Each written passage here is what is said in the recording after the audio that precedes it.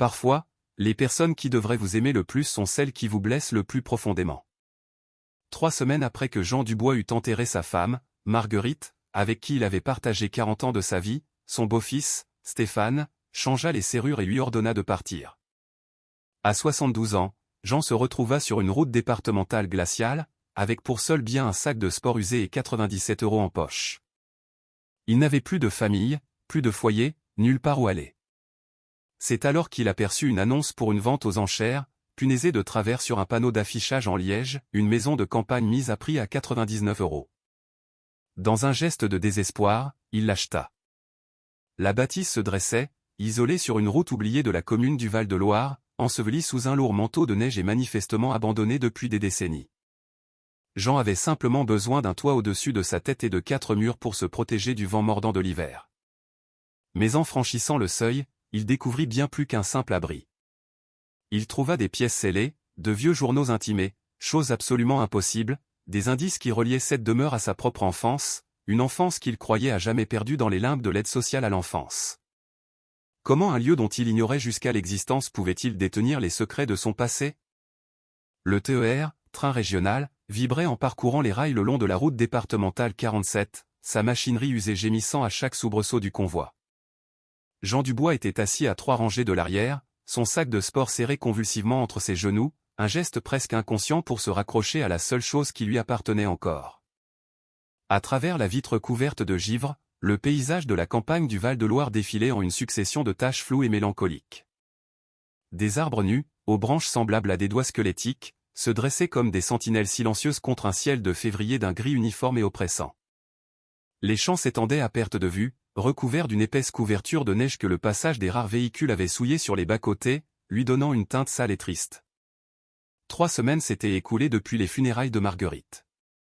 21 jours depuis qu'il s'était tenu près de sa tombe, sentant le poids de 40 années de vie commune s'effondrer en un instant unique et dévastateur. Le prêtre avait parlé de repos éternel et de la miséricorde de Dieu, mais Jean avait à peine entendu ces paroles.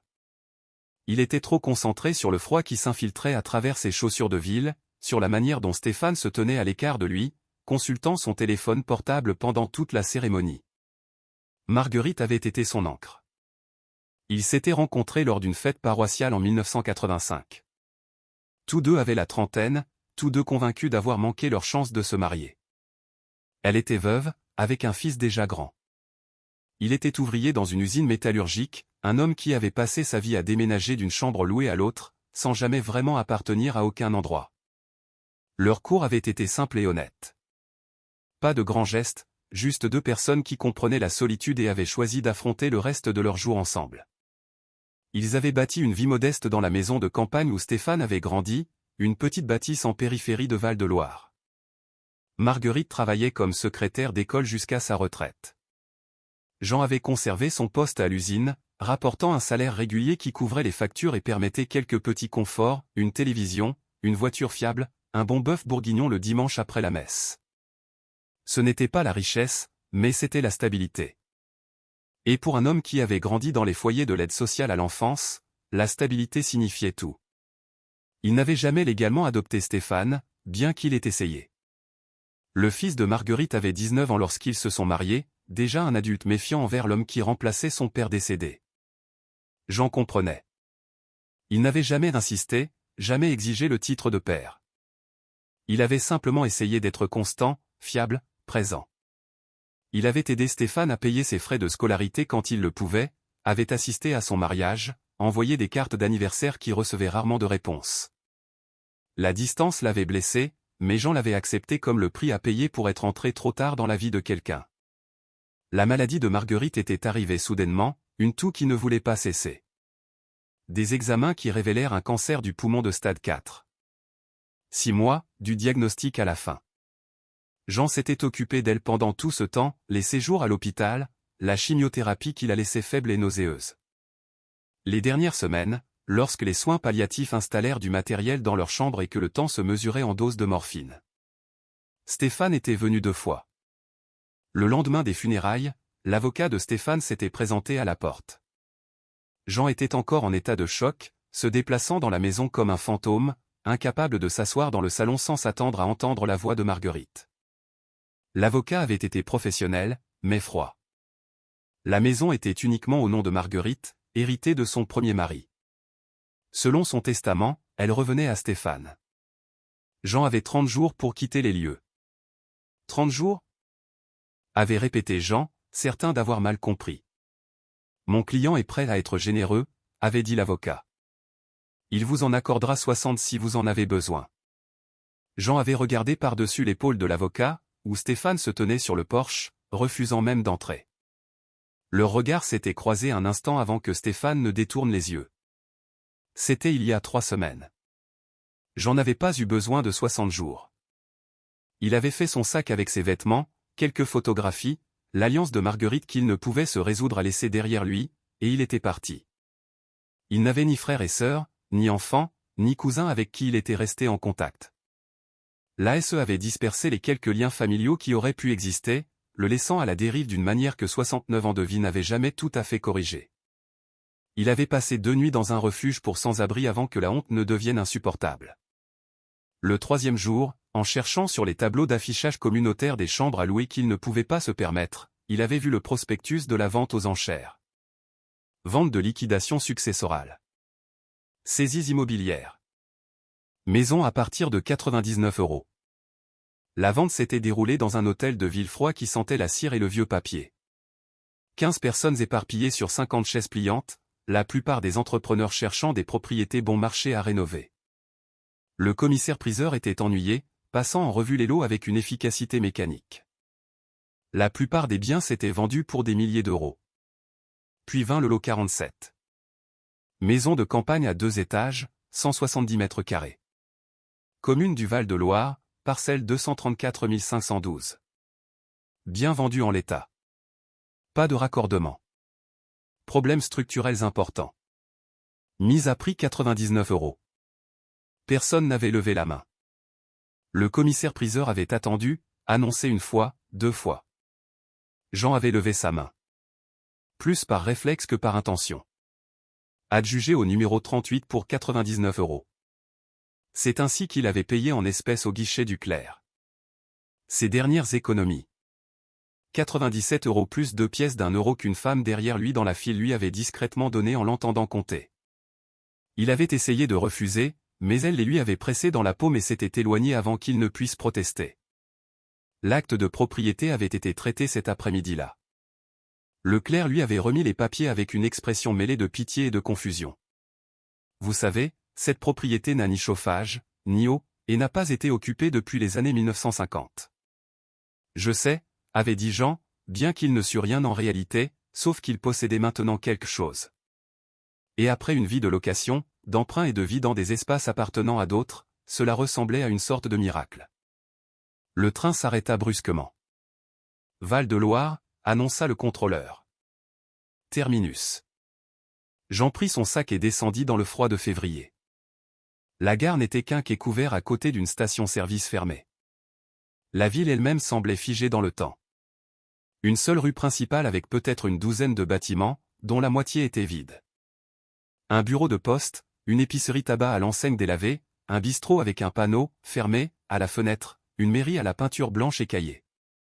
C'était l'adresse sur son acte de propriété. Route départementale 47, à 5 km au nord du centre-ville. Jean commença à marcher. La route s'étendait devant lui, vide et blanche. Ses bottes crissaient sur la neige tassée par un trafic occasionnel, mais jamais entièrement déblayé. La température oscillait autour de quelques degrés en dessous de 0, assez froid pour que son souffle forme des nuages, assez froid pour que ses oreilles lui fassent mal en quelques minutes. Il avait acheté des provisions en ville avant de prendre le train, de la soupe en conserve, des biscuits salés, un sac de couchage conçu pour des températures négatives, des allumettes étanches, une lampe de poche, des piles. Tout était entassé dans son sac, faisant de chaque pas une épreuve d'endurance. Il avait 72 ans, et il sentait chaque année dans ses genoux, son dos, ses poumons qui brûlaient à chaque inspiration d'air gelé. Après 40 minutes, il la vit. En retrait de la route, à peine visible derrière un mur de pin chargé de neige, se dressait une maison de campagne à 2 étages. La structure s'affaissait légèrement vers la gauche, comme si la terre sous elle s'était déplacée au fil des décennies de gel et de dégel. Les fenêtres du rez-de-chaussée étaient pour la plupart intactes, mais couverte de crasse et de glace. Les fenêtres supérieures montraient des trous là où le verre s'était brisé. Le Porsche penchait vers l'avant, ses marches enfouies dans une congère. Jean se tint au bout de la longue allée, étudiant ce qu'il avait acheté pour 99 €. La peinture qui avait dû être blanche s'était écaillée en longues bandes, exposant le bois gris en dessous. Le toit présentait des trous là où les tuiles s'étaient envolées. Une cheminée en briques s'élevait du centre, ses rangées supérieures s'effritant. C'était, selon toute mesure raisonnable, une ruine. Mais c'était la sienne. Il remonta l'allée en s'enfonçant jusqu'aux chevilles à chaque pas. Le Porsche gémit sous son poids, mais tint bon. Il balaya la neige de la porte d'entrée et essaya la poignée. Verrouillée. Il essaya la clé que le clerc lui avait donnée. Vieille, en laiton, lourde dans sa paume. Elle tourna avec résistance et la porte s'ouvrit vers l'intérieur sur des gonds qui grincèrent sinistrement. Jean franchit le seuil. L'obscurité l'engloutit. Il chercha à tâtons sa lampe de poche. Et quand le faisceau traversa la pénombre, il vit à quoi ressemblaient 70 ans d'abandon. L'air à l'intérieur était à peine plus chaud qu'à l'extérieur, et il sentait la poussière, la moisissure, et autre chose, quelque chose de vieux et d'indéfinissable. Le faisceau de sa lampe balaya une pièce de réception, des meubles drapés de drap, leur forme fantomatique dans la pénombre. Une cheminée en pierre dominait un mur, son foyer rempli de débris. À sa droite, une arche menait à ce qui semblait être une salle à manger. À sa gauche, un escalier montait dans l'ombre. Jean s'avança plus profondément, ses pas résonnant sur le plancher en bois. Dans la salle à manger, une table était encore dressée, des assiettes couvertes de poussière, des verres captant des fragments de sa lumière. C'était comme si quelqu'un était parti en plein repas pour ne jamais revenir. La cuisine se trouvait au-delà, un vieux poêle en fonte, un évier en porcelaine taché de rouille, des placards aux portes pendantes. Sur un petit bureau près de la fenêtre, la lumière de Jean capta quelque chose qui le fit s'arrêter. Une pile de courriers, des lettres, des factures, toutes adressées au même nom, Pierre Dubois. Le souffle de Jean se coupa. Dubois était son nom de famille. Il avait toujours su cela, c'était sur son acte de naissance, le seul document qu'il avait suivi à travers l'aide sociale à l'enfance. Mais il n'avait jamais su qui étaient ses parents, jamais su d'où ils venaient. L'État lui avait dit qu'ils étaient morts dans un accident quand il avait 3 ans, qu'il n'y avait pas d'autre famille, que le foyer d'accueil était sa seule option. Ses mains tremblaient en ramassant la première enveloppe. Le cachet de la poste indiquait février 1956. Il y a 69 ans. Il posa son sac et commença à chercher sérieusement. Les tiroirs du bureau révélèrent d'autres papiers, des avis d'imposition foncière, des factures de services publics, tous au nom de Pierre et Marie Dubois. Dans le tiroir du bas, sous une couche de journaux jaunis, ses doigts trouvèrent autre chose, un journal relié en cuir. Jean le porta à la fenêtre où la lumière grise de l'après-midi filtrait à travers des décennies de saleté. Il l'ouvrit avec précaution. Sur la première page, écrit en une élégante cursive, se trouvaient les mots « Propriété de Marie Dubois, 1953 ». Ses mains tremblaient en tournant vers la première entrée. 15 janvier 1953. Pierre a fini le berceau aujourd'hui. Notre garçon sera bientôt là et j'ai peine à croire que nous serons enfin une famille complète. Après tant d'années d'essais, tant de prières, Dieu nous a bénis avec cet enfant. Pierre ne cesse de toucher mon ventre, de le sentir bouger, et je vois des larmes dans ses yeux, bien qu'il essaie de les cacher. Nous avons choisi son nom, Jean, d'après le père de Pierre. Le journal glissa des doigts de Jean. Jean. Ils avaient appelé leur fils Jean. Jean resta figé dans la cuisine, le journal à ses pieds là où il était tombé, son cœur martelant contre ses côtes. Les mots de cette première page avaient fait voler en éclats quelque chose en lui, quelque chose qu'il avait gardé scellé pendant cette décennie. Il se pencha lentement, ses genoux protestants, et ramassa le journal. Ses doigts tracèrent le nom écrit là. Marie Dubois. Serait-ce sa mère? La femme qui l'avait porté, nommée, écrit ces mots sur son père construisant un berceau. L'État lui avait dit que ses parents étaient morts dans un accident de voiture. Pas de détails, pas de tombe à visiter, juste une note clinique dans son dossier qu'il avait entrevue une fois lors d'une réunion avec une assistante sociale. Parents décédés. Pas de parents vivants. Pupille de la nation. Il avait 3 ans. Ses souvenirs de cette époque étaient des fragments, l'odeur du pain cuisant, la voix d'une femme chantant, des mains fortes le soulevant haut. Il avait toujours supposé que c'était des rêves ou des illusions, la façon qu'a l'esprit de combler des vides trop douloureux pour être laissé béant. Jean emporta le journal dans la salle à manger et dépoussiéra l'une des chaises. Il s'assit avec précaution, ouvrit de nouveau le journal et commença à lire. Les entrées peignaient le tableau de vie simple et sincère. Pierre travaillait à la ferme, 8 hectares de culture maraîchère et une petite exploitation laitière. Marie tenait la maison, s'occupait d'un jardin, vendait des confitures au marché de la ville. Ils avaient des difficultés financières, mais s'en sortaient. Les entrées étaient pleines de petites joies, une récolte réussie, une nouvelle robe que Marie avait cousue, Pierre réparant le tracteur. Puis vinrent les entrées sur la grossesse, l'excitation et la peur de Marie. Les préparatifs de Pierre, peignant la chambre d'amis, fabriquant des meubles, économisant chaque euro supplémentaire. La naissance, en mars 1953. Notre Jean est arrivé à l'aube. Parfait en tout point. 10 doigts, 10 orteils, et des poumons qui ont annoncé sa présence au monde. Pierre l'a tenu et a pleuré ouvertement. Je n'ai jamais vu mon mari aussi bouleversé par la joie. Jean dut s'arrêter de lire. Les larmes brouillaient les mots. Il avait passé toute sa vie à croire qu'il n'avait pas été désiré, qu'il était un fardeau, un enfant que ses parents avaient été soulagés d'abandonner. Chaque foyer d'accueil avait renforcé cette croyance. Chaque anniversaire passé avec des étrangers. Chaque Noël où il recevait des cadeaux pratiques des services sociaux au lieu de l'amour d'une famille. Mais ces mots racontaient une autre histoire. Il se força à continuer.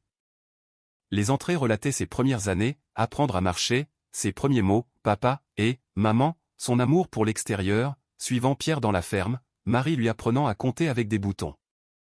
Des anniversaires avec un gâteau fait maison. Puis le ton changea. Une entrée d'août 1955.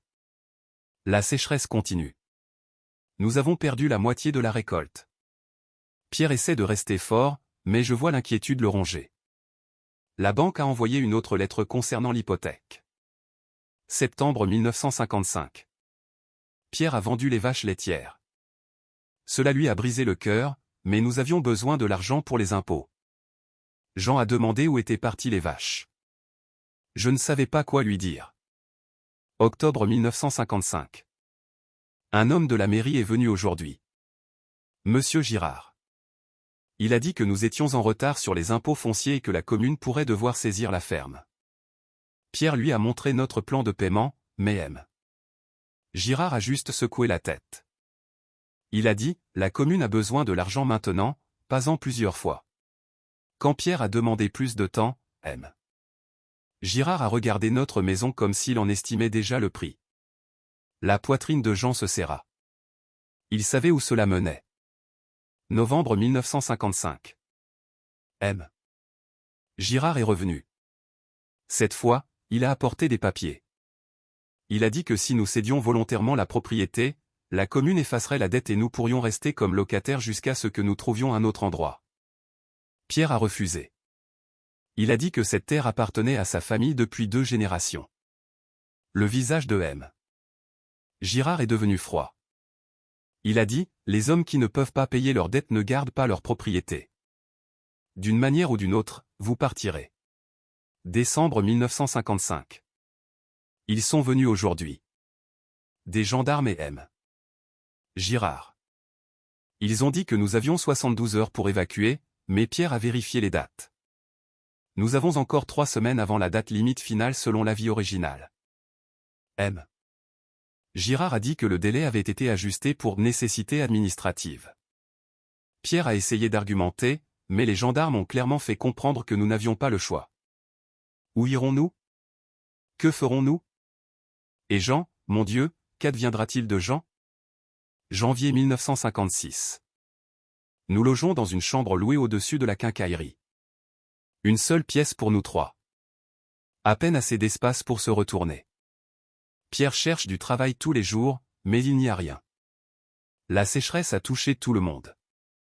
J'en n'arrête pas de demander quand nous rentrons à la maison. Je n'ai pas le cœur de lui dire que nous n'avons plus de maison. L'entrée suivante était datée d'une semaine plus tard, et l'écriture était tremblante, comme si elle avait été écrite en détresse. 15 janvier 1956.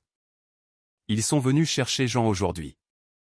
Une femme des services sociaux de l'enfance a dit que nous ne pouvions pas lui fournir des soins adéquats. Elle a utilisé des mots comme négligence et environnement inadapté. Je lui ai crié que nous aimions notre fils, que nous faisions tout notre possible. Pierre a essayé de les empêcher physiquement de l'emmener. 2 gendarmes l'ont retenu pendant que la femme portait Jean jusqu'à sa voiture. Il pleurait pour nous, tendant les bras, appelant un maman, papa. J'entends encore sa voix. Je crois que je l'entendrai pour toujours. Jean ne pouvait plus voir la page. Les larmes coulaient librement maintenant, tombant sur le vieux papier et faisant baver l'encre qui était restée intacte pendant près de 70 ans. Il pressa sa paume contre sa bouche, essayant de contenir le son de son chagrin. Il ne l'avait pas abandonné. Il s'était battu pour lui.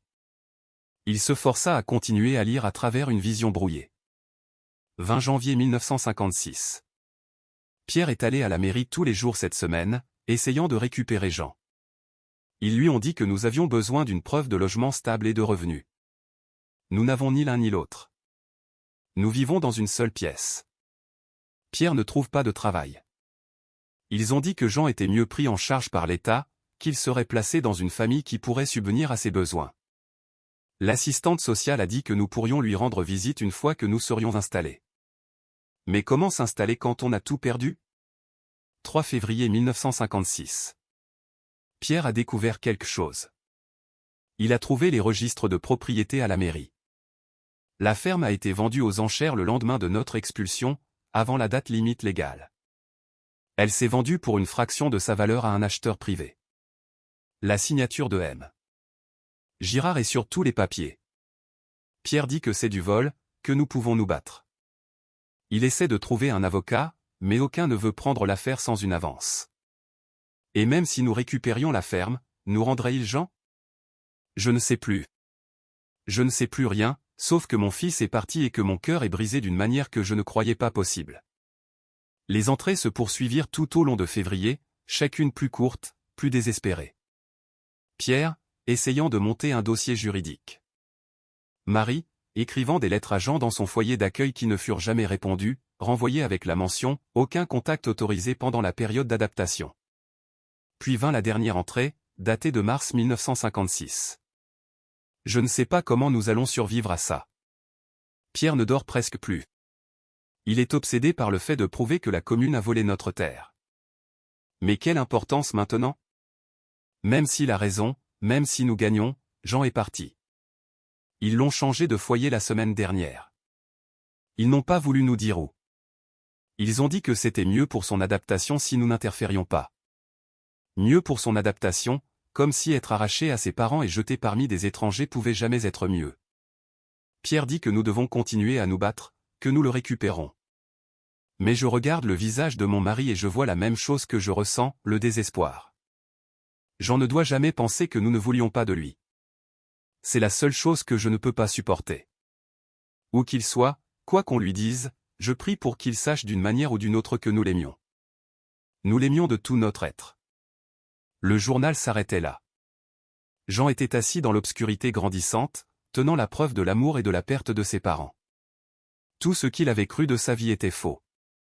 Il n'avait pas été abandonné. Il avait été volé. Ses parents s'étaient battus pour lui, et ils avaient perdu. Jean se leva sur des jambes tremblantes et commença à fouiller la maison avec un nouveau but. Si c'était la maison de son enfance, il y aurait plus. Il devait y avoir plus.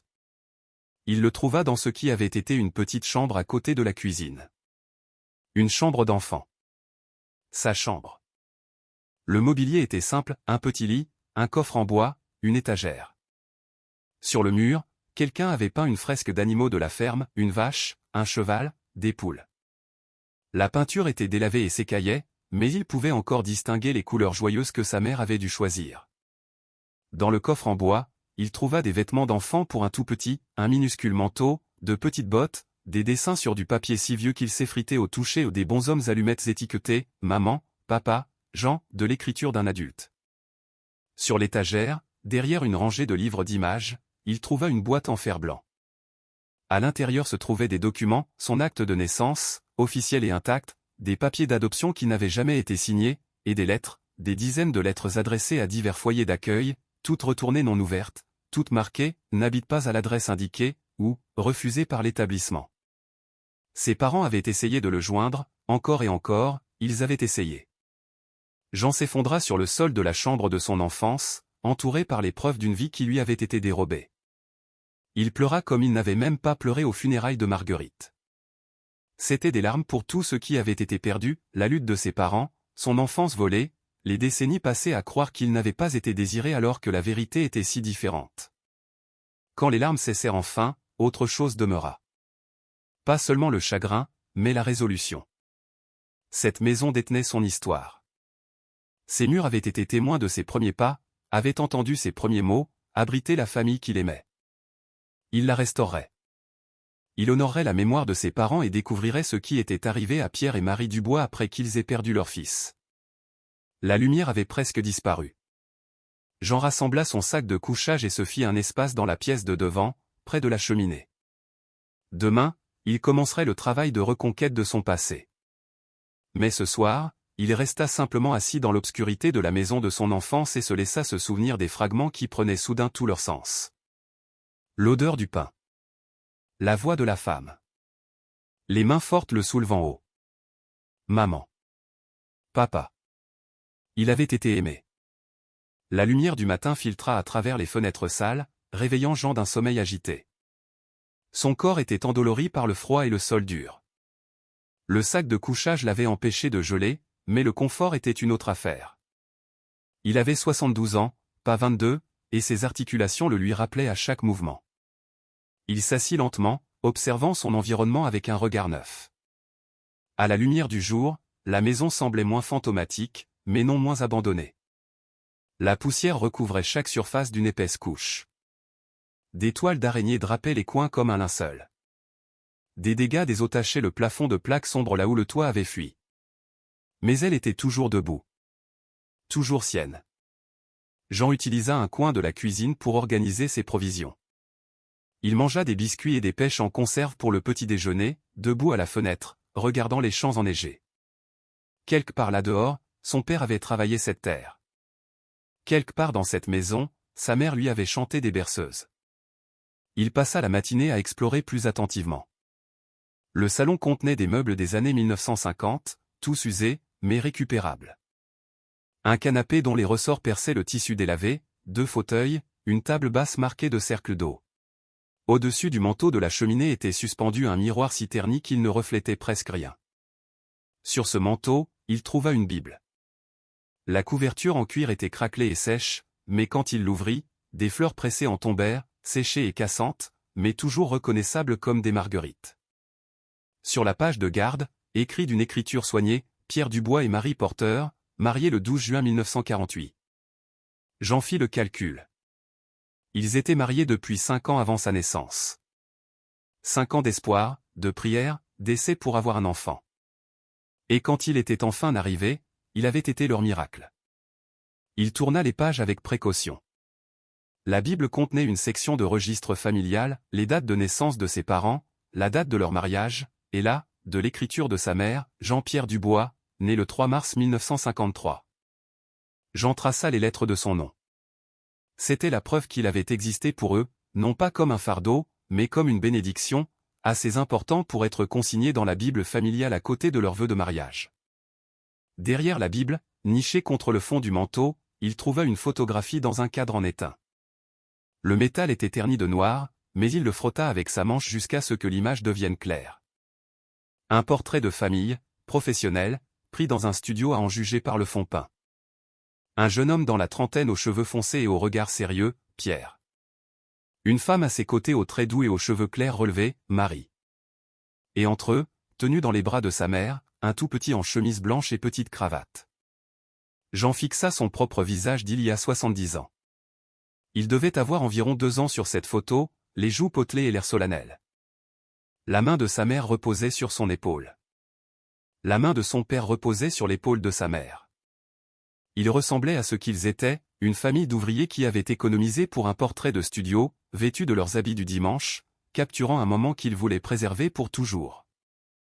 La gorge de Jean se serra. Il avait passé toute son enfance dans des foyers d'accueil où des photographies de famille tapissaient les murs, des images d'enfants qui avaient leur place, qui avait une histoire et des liens. Il n'était jamais apparu sur ses photographies. Il avait été l'invité temporaire, le garçon de passage, jamais vraiment parti de l'histoire racontée. Mais il avait été sur une photo de famille, une fois. Il avait eu sa place quelque part. Il posa la photo avec soin sur le manteau où il pouvait la voir, puis se tourna vers des questions pratiques. S'il devait rester ici, il devait rendre la maison habitable. La température à l'intérieur oscillait à peine au-dessus de 0. Son souffle formait toujours des nuages. La cheminée était sa première priorité. Jean dégagea les débris du foyer, de vieux nids d'oiseaux, des feuilles, des morceaux de briques cassées. La cheminée semblait en grande partie intacte de l'intérieur, bien qu'il ne pût en être certain avant d'essayer d'allumer un feu.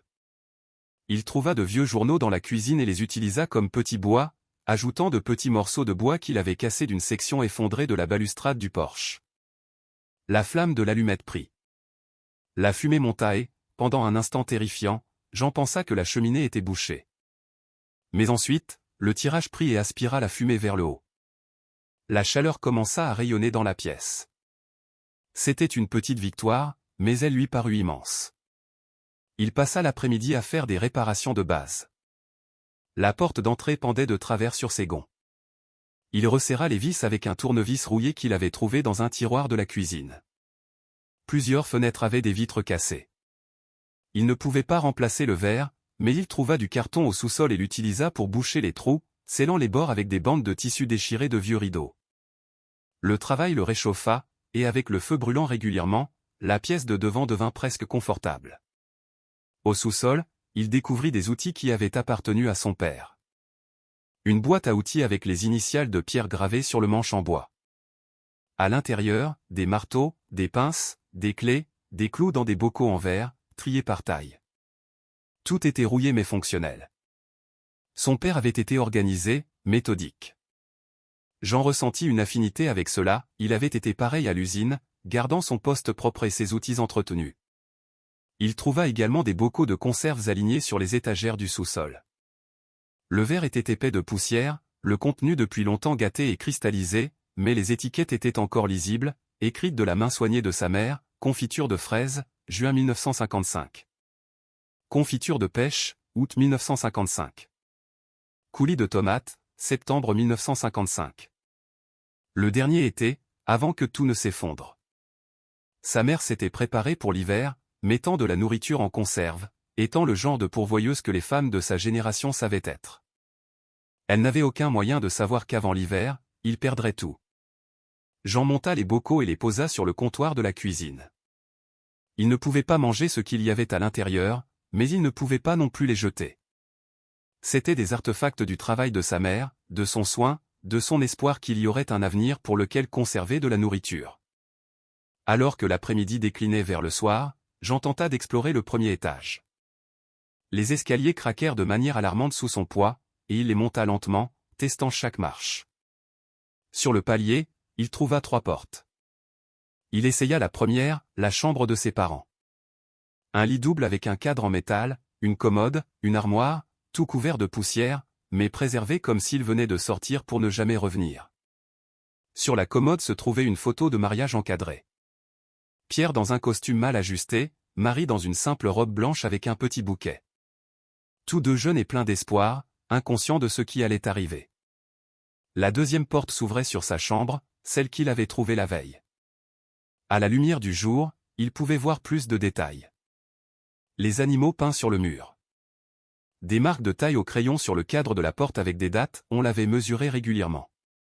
Sa croissance documentée. La dernière marque indiquait, Jean, 3 ans, janvier 1956.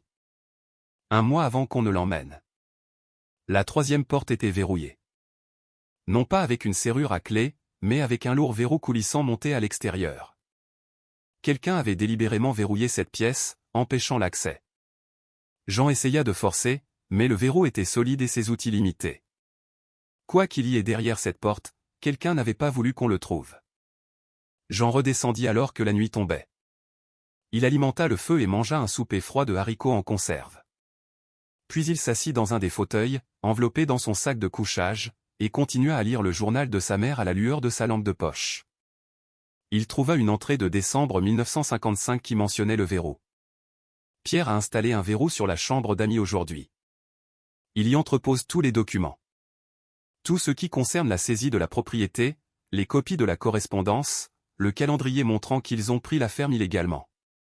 Il dit que si quelque chose nous arrive, il doit y avoir une trace. Je lui ai dit que rien n'arriverait, mais il a juste secoué la tête. Il ne fait pas confiance à M. Girard. Moi non plus, d'ailleurs. La pièce verrouillée contenait donc des preuves. Son père avait constitué un dossier, documentant le vol de leur propriété, et il l'avait enfermé pour le préserver. Jean devait entrer dans cette pièce. Mais pas ce soir. Ce soir, il était épuisé, physiquement par le travail, et émotionnellement par le poids de la découverte. Il ferma les yeux, la photo de sa famille visible à la lueur du feu. Pour la première fois depuis plus longtemps qu'il ne pouvait s'en souvenir, Jean s'endormit en ressentant autre chose que la solitude. Il était chez lui. Pas la maison dont il se souvenait consciemment, mais la maison dont son corps se souvenait, dont son cœur se souvenait. La maison semblait respirer autour de lui, s'installant dans la nuit froide avec des craquements et des gémissements familiers. Dehors, le vent soufflait dans les pins. À l'intérieur, le feu crépitait doucement. Et Jean dormit dans la maison où il était né, où il avait été aimé, où son histoire avait commencé avant d'être si cruellement interrompue.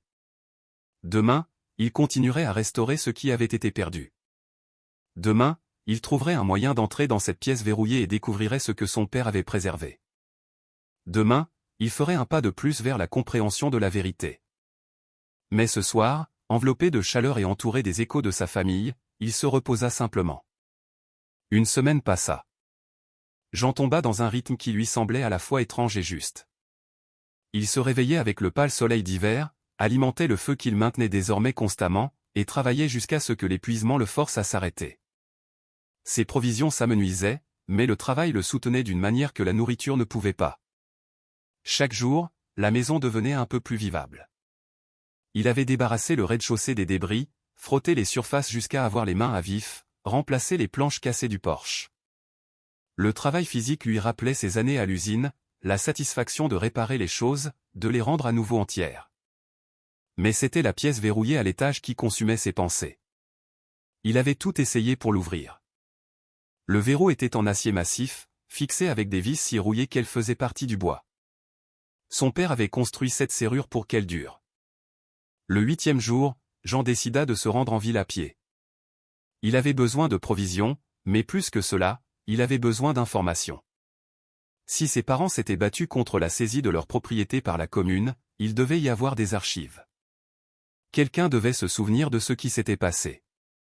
La marche de 5 kilomètres lui parut plus longue dans le froid. Mais Jean était devenu plus fort au cours de la semaine. Le travail avait réveillé des muscles qu'il avait oublié avoir.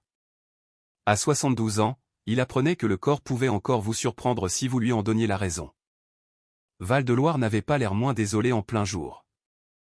La rue principale s'étendait sur peut-être 4 pâtés de maisons, la moitié des vitrines vides avec des panneaux, à louer, jaunis par le soleil et le temps. Une poignée de voitures était garée le long du trottoir devant l'épicerie tabac. Le bureau de poste n'avait qu'une seule lumière allumée à la fenêtre. Jean poussa la porte de l'épicerie tabac. Une clochette tinta au-dessus de sa tête. L'intérieur était exigu et sombre. Des étagères remplies de produits de base, conserves, pain, lait dans un réfrigérateur bourdonnant. Derrière le comptoir était assis un homme qui devait avoir dans les 70 ans, lisant un journal à travers d'épaisses lunettes. Il leva les yeux quand Jean entra. « Je peux vous aider ? » « J'ai besoin de quelques provisions, » dit Jean. « Et peut-être quelques informations. » L'homme l'étudia avec l'évaluation minutieuse de quelqu'un qui avait vécu assez longtemps dans une petite ville pour reconnaître les étrangers. « Vous êtes le type qui a acheté la propriété des Dubois. » Ce n'était pas une question. Les nouvelles voyageaient vite dans les villes mourantes. C'est exact. Jean Dubois. L'expression de l'homme changea, surprise, puis quelque chose de plus doux. Maurice Bernard. Je suis le propriétaire. Il se leva lentement, l'arthrite évidente dans ses mouvements. Dubois, vous avez dit. Je suis le fils de Pierre et Marie. Le visage de Maurice se figea. Il contourna le comptoir, se rapprochant comme s'il avait besoin de mieux voir Jean. Le garçon qu'ils ont perdu. Le garçon que la commune a pris. Maurice expira lentement. Miséricorde. On s'est tous demandé ce qui vous était arrivé. Vous étiez tout petit. 3 ans, peut-être. Votre maman vous amenait ici. Vous pointiez les bocaux de bonbons et elle vous laissait en choisir un si vous aviez été sage. La poitrine de Jean se serra. Une autre pièce de son passé, confirmée par un étranger qu'il avait connu enfant. Que leur est-il arrivé? Demanda Jean. Après avoir perdu la ferme. L'expression de Maurice s'assombrit. Rien de bon. Ils ont essayé de se battre. Votre père, surtout. Il allait à la mairie chaque semaine pour essayer de prouver que la saisie était illégale. Mais Henri Girard dirigeait les choses à l'époque. Il était le secrétaire de mairie, il avait ses doigts partout. Pierre n'a trouvé personne pour l'écouter. Et ma mère, Marie? Elle était plus discrète, mais on voyait que ça l'arrangeait. Elle venait ici parfois juste pour être entourée de gens. Je crois qu'elle se tenait devant ses bocaux de bonbons et pleurait. Après qu'il vous ait pris, quelque chose s'est brisé en elle. Jean dut détourner le regard. Le chagrin était encore trop vif. Maurice continua, sa voix douce. Ils ont fini par quitter la ville. Ils devaient le faire, ils n'avaient pas les moyens de rester. Quelqu'un a dit qu'ils étaient partis vers le nord pour chercher du travail. C'était début 1957, je crois. On n'a plus jamais eu de leurs nouvelles. Il fit une pause. Vous êtes revenu les chercher? Je suis revenu parce que je n'avais nulle part où aller. Je ne savais pas que c'était leur maison avant d'arriver ici. Maurice secoua la tête lentement. C'est quelque chose, n'est-ce pas? Toutes ces années et vous retrouvez le chemin de la maison sans même le savoir. Il retourna derrière le comptoir. Prenez ce dont vous avez besoin. On réglera ça quand vous aurez fini. Jean rassembla des provisions, plus de conserves, des allumettes, des piles, du savon. Au comptoir, Maurice fit le total sur un bout de papier. Ça fait 43 €. Jean compta l'argent qui lui restait. 21 €. Je peux payer la moitié maintenant. Puis-je vous devoir le reste? Maurice fit un geste de la main. Payez quand vous pourrez. Ou ne payez pas. Vos parents étaient de bonnes personnes. J'estime que je leur dois quelque chose. Je paierai, dit fermement Jean. Mais merci. Alors que Jean rangeait ses achats dans son sac, Maurice dit, si vous cherchez des informations sur ce qui s'est passé à l'époque, Monique Leclerc à la mairie pourrait vous aider. Elle y travaille depuis les années 50. Elle a tout vu. Elle n'en a jamais beaucoup parlé, mais elle se souvient. Jean le remercia et se dirigea vers la mairie. Le bâtiment était petit et plein de courants d'air, chauffé par un unique radiateur qui cliquetait et sifflait.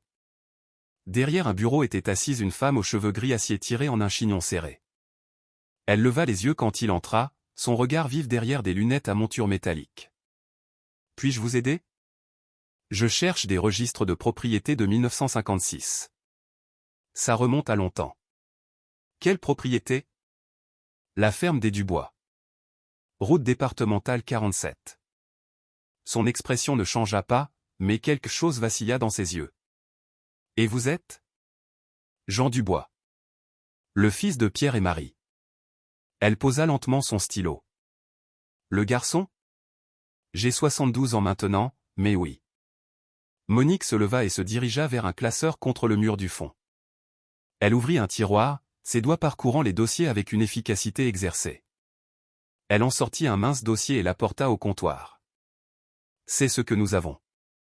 C'est un document public, vous avez le droit de le voir. Jean ouvrit le dossier. À l'intérieur se trouvaient des transferts d'actes de propriété, des évaluations fiscales et un unique avis officiel de saisie. Il les lut attentivement, son esprit formé à l'usine triant le langage bureaucratique. La chronologie était fausse. Selon l'avis d'imposition original, ses parents avaient jusqu'au 15 février 1956 pour payer. Mais la saisie avait été exécutée le 28 janvier, plus de 2 semaines avant. Il le fit remarquer à Monique. Elle hocha la tête. J'étais une jeune employée à l'époque, je venais de commencer. Je me souviens quand c'est arrivé. M. Girard a traité la saisie lui-même.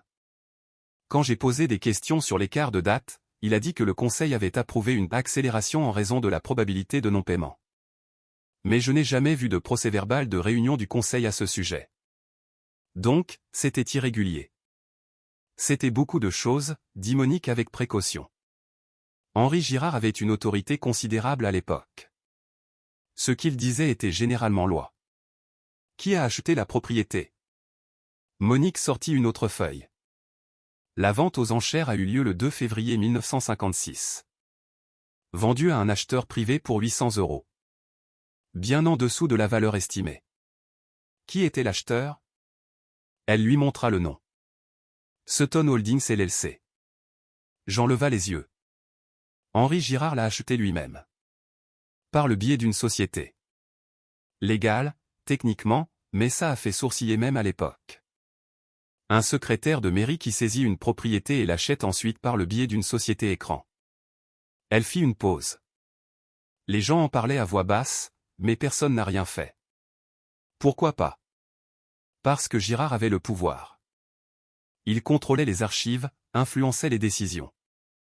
Quiconque le défiait se retrouvait avec des problèmes, refus de permis, contrôles fiscaux, problèmes de licence commerciale. Les gens ont appris à se taire. J'en sentis la colère monter, chaude et juste. Mes parents ont tout perdu parce qu'un homme a décidé qu'il voulait leur taire. L'expression de Monique était peinée. Je travaille ici depuis 45 ans. J'ai vu beaucoup d'injustices, mais ce qui est arrivé à votre famille a été l'une des pires. Votre père a essayé de se battre. Il a déposé des plaintes, rassemblé des preuves, mais sans argent pour des avocats et sans personne prête à le soutenir, il n'avait aucune chance.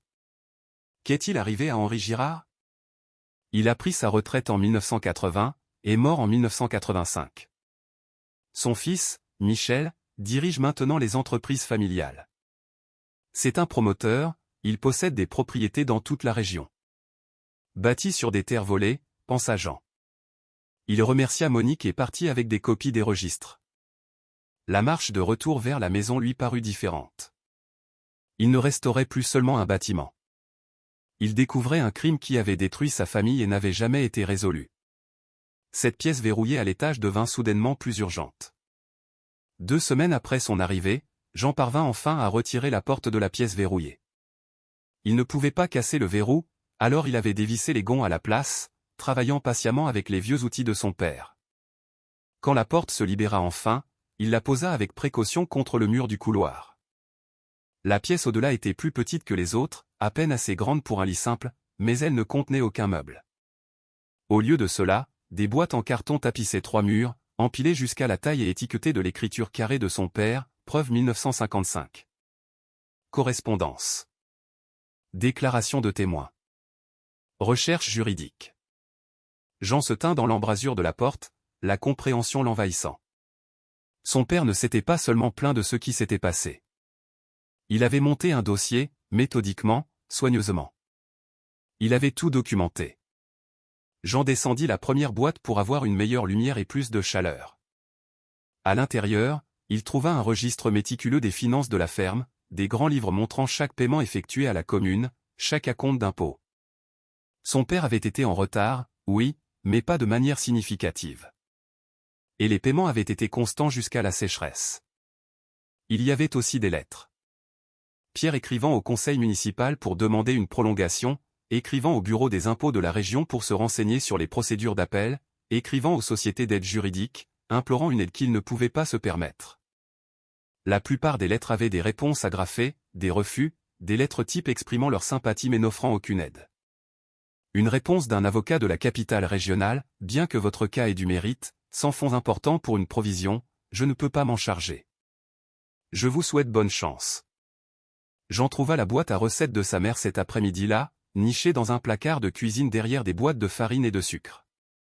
La boîte en bois était simple, faite à la main, avec un « M » gravé sur le couvercle. À l'intérieur se trouvaient des fiches de recettes écrites de l'élégante écriture de Marie. Il les lut une par une. Bœuf bourguignon. Poulet du dimanche. Crêpes. Chaque fiche avait de petites notes dans les marges. Le préféré de Pierre, faire plus de sauce. Jean adore la peau croustillante. Bon pour les fêtes paroissiales. Au fond de la boîte, il trouva une fiche qui le brisa presque. Gâteau d'anniversaire de Jean, écrit en haut en lettres soignées. La recette demandait des fraises, de la vanille, un glaçage à la crème au beurre. Sous les ingrédients, une note, notre garçon a 3 ans en mars. Il demande des fraises chaque année. Son sourire quand il voit le gâteau vaut tout le travail du monde. Jean s'assit à la table de la cuisine, tenant la fiche et imaginant les mains de sa mère écrivant ces mots. Elle l'avait assez aimé pour documenter ses préférences, pour s'assurer que son gâteau préféré l'attendrait à chaque anniversaire. Et après qu'il l'ait emmené, avait-elle quand même fait ce gâteau pour son 4e anniversaire, sans enfant pour le manger? Il essaya de se souvenir des gâteaux d'anniversaire des foyers d'accueil. Il y en avait eu, supposait-il, des célébrations génériques avec les enfants qui étaient dans le foyer à l'époque, des gâteaux achetés en magasin avec un glaçage rigide. Il ne se souvenait d'aucun en particulier. Mais quelque part enfoui au plus profond de lui se trouvait le souvenir des fraises. Il les avait toujours aimées. Jean tenta de faire l'une des recettes ce soir-là, le bœuf bourguignon. Il n'avait pas de rôti, mais il avait du bœuf en conserve et des carottes. Il suivit les instructions de sa mère du mieux qu'il put avec ses provisions limitées. Le résultat était mangeable, sinon tout à fait juste. Mais être assis là, à manger de la nourriture faite à partir de la recette de sa mère, dans la cuisine de sa mère, ressemblait à une sorte de communion. Le lendemain matin, il retourna en ville à pied. L'épicerie tabac devenait maintenant familière. Maurice leva les yeux quand Jean entra et hocha la tête en guise de salutation. Besoin de plus de provisions? Juste quelques petites choses. Et peut-être un peu plus de conversation si vous avez le temps. Maurice désigna une petite table près du poêle. Les affaires sont lentes. J'ai le temps. Ils s'assirent et Jean posa les questions qui s'étaient accumulées. Que savaient les gens de ce qui s'était passé? Y avait-il d'autres personnes qui avaient perdu leur propriété de la même manière?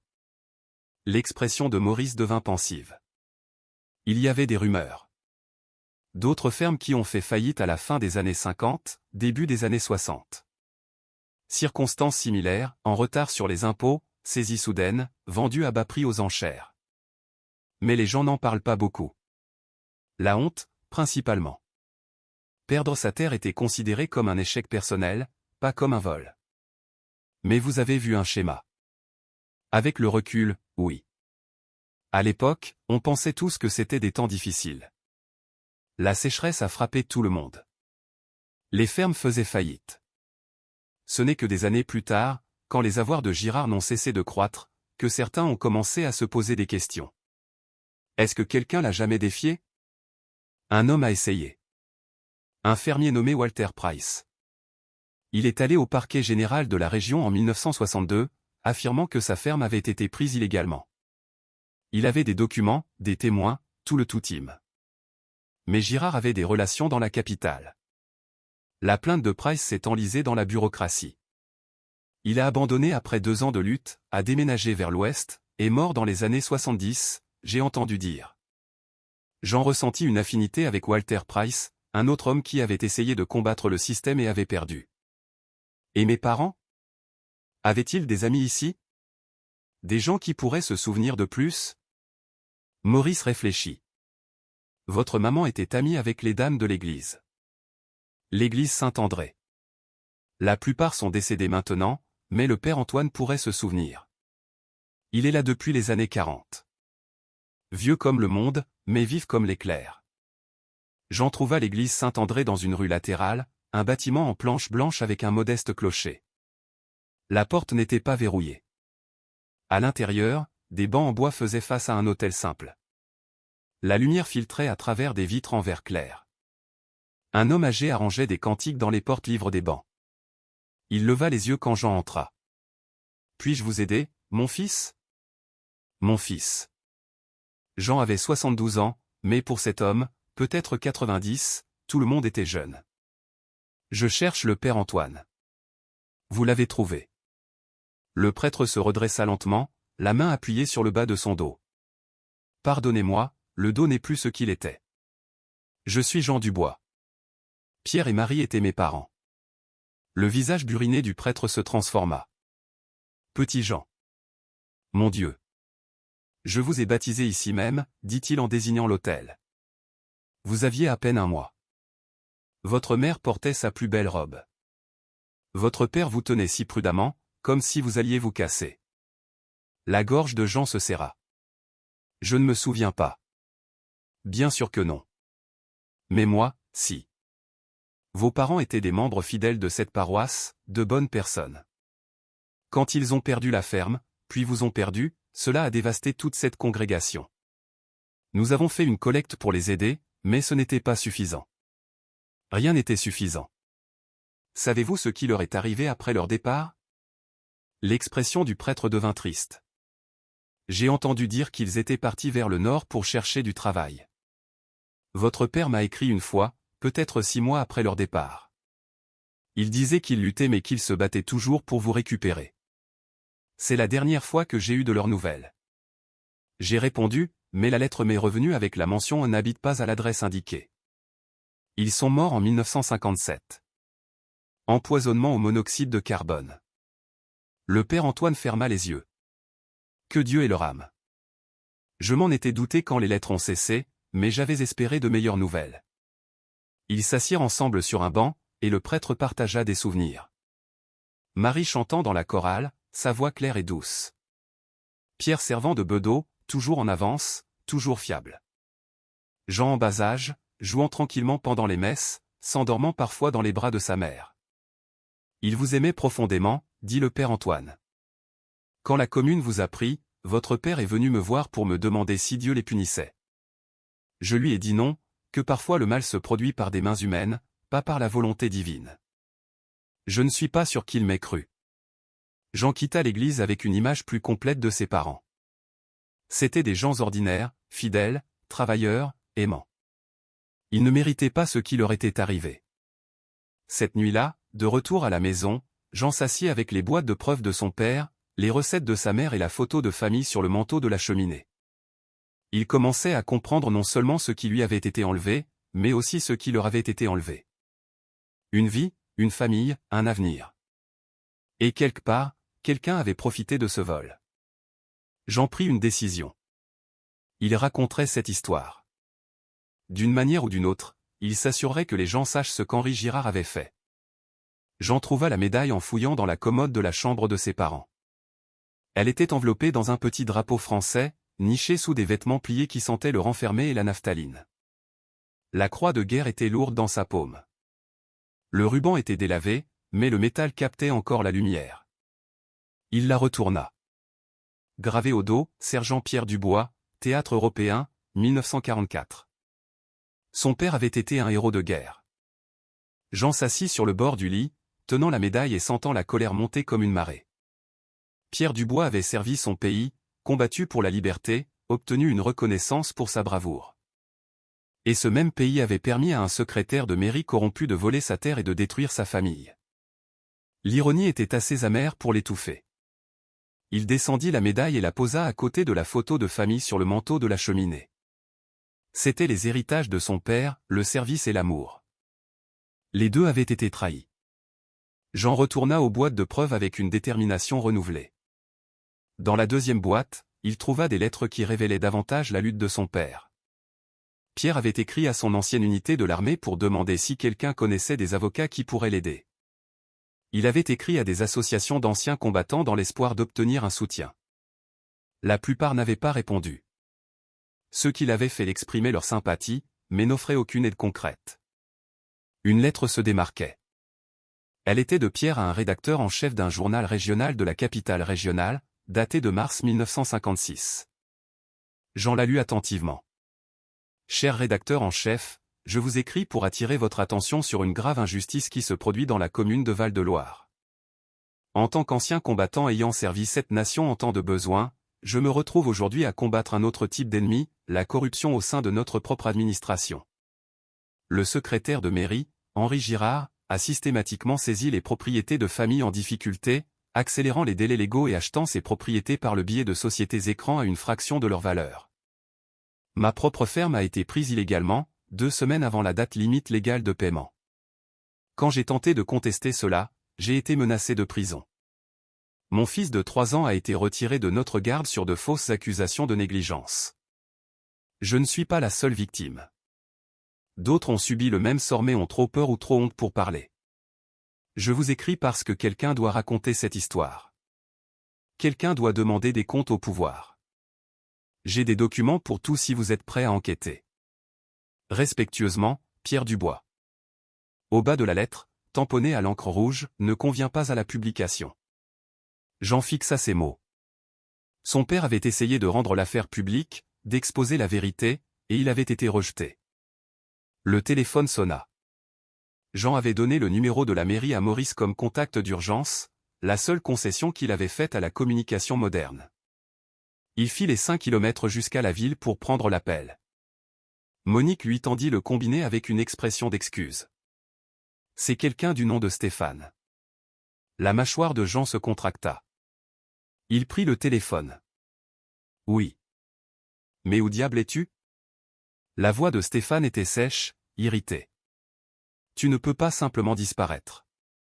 Ça fait 2 semaines que j'essaie de te trouver. Je suis chez moi. Quelle maison? Tu n'as pas de maison. J'en ai acheté une. La maison où je suis né, en fait.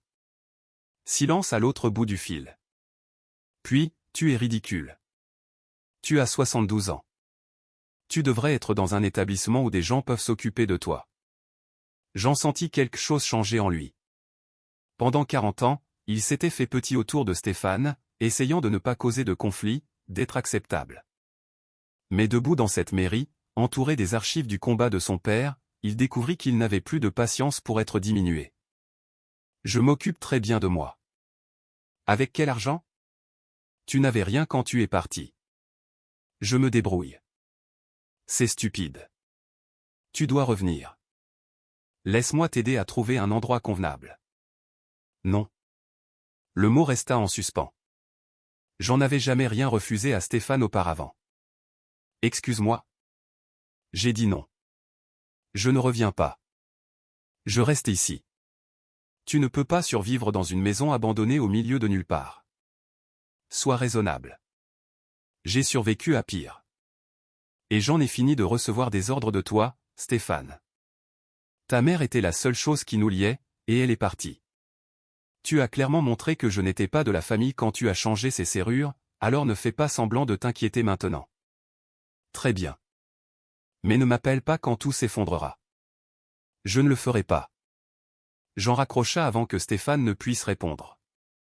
Sa main tremblait légèrement, mais pas de peur, de libération. Monique le regarda avec quelque chose qui ressemblait à de l'approbation. Bien joué. Jean retourna à la maison en se sentant plus léger. Il avait passé des décennies à essayer de gagner l'approbation de Stéphane, d'être digne d'une famille qui ne l'avait jamais vraiment accepté. C'était fini. Il avait sa propre famille maintenant, Pierre et Marie, et leur histoire comptait plus que l'opinion de Stéphane n'importerait jamais. Cet après-midi-là, Jean s'attaqua à la pièce verrouillée du premier étage avec une énergie renouvelée. Il avait évité d'endommager la maison, mais maintenant il décida que la vérité à l'intérieur importait plus que la préservation. À l'aide d'un marteau et d'un ciseau, il travailla sur la fixation du verrou jusqu'à ce que le bois se fende et cède. La porte s'ouvrit. À l'intérieur, la pièce était exactement comme son père l'avait laissée. Un petit bureau portait une machine à écrire, ancienne même pour les normes de 1956. Des papiers couvraient chaque surface, organisés en piles soignées. Des classeurs tapissaient les murs, chacun étiqueté avec des dates et des sujets. Jean commença à lire. Son père avait tout documenté, non seulement son propre cas, mais un schéma remontant à 1952.